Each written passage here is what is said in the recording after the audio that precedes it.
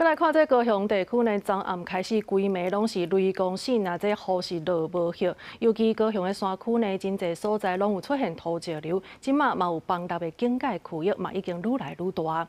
这高雄市政府昨下晡已经先予山区的民众有风性撤离，拢总撤离2000多人。今仔日全高雄市停班停课。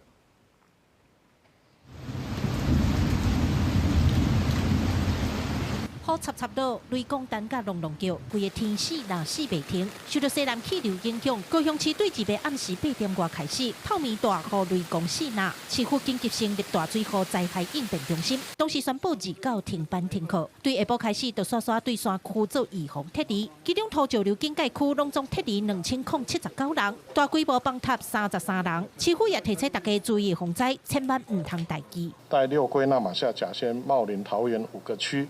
总共有77条的黄色警戒，9条的红色警戒，3个大规模崩塌区域。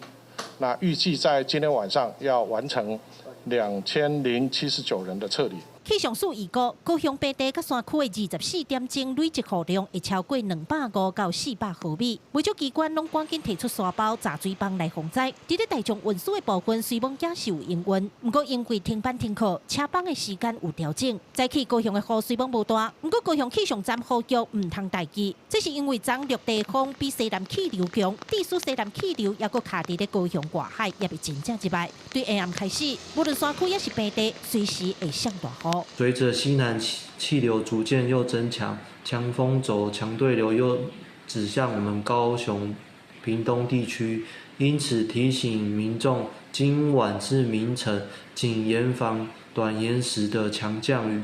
气象站强调，因为雨也未入来，因此支持高雄山区的冷雨棚，民众会当趁机会，厝前厝后先顺顺的加强防灾准备。记者柯家族、柯昭阳、高雄场报道。